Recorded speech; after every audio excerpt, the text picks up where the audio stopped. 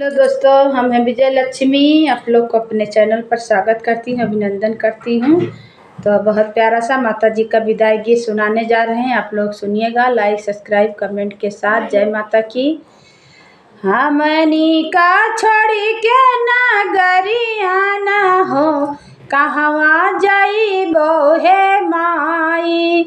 हमनी का छोड़ी के नगरिया न हो, कहवा जाइबो हे माई।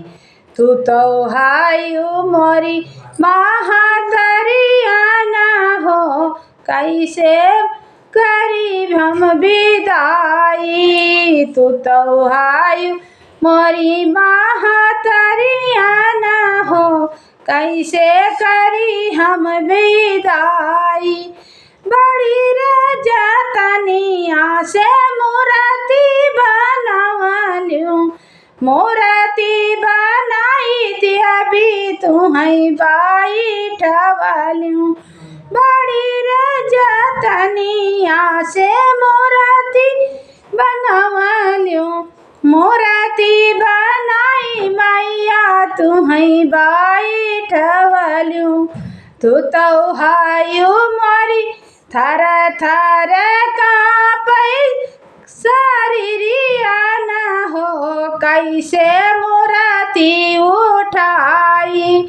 थर थर कांपहि शरीरिया न हो, कैसे मूर्ति उठाई। तू तो हायु मोरी महातरिया न हो, कैसे करी हम विदाई। नौ दिन मैया चरनिया में रहलू, तुहरे चरवा के छहिया में रहलू। नौ दिन दिया चरनिया में रहलू, तुहरे चरवा के छहिया में रहलू। छोड़ी चलू बेटी के तू घरवा हो, कैसे मूर्ति उठाई। छोड़ी चलू बेटी के घरवा न हो, कैसे तुम्हें बिसराई। तू तो हायु मोरी महातरिया न हो, कैसे करी हम विदाई। हमनी का छोड़ी के नगरिया न हो, कहवा जालू हे माई।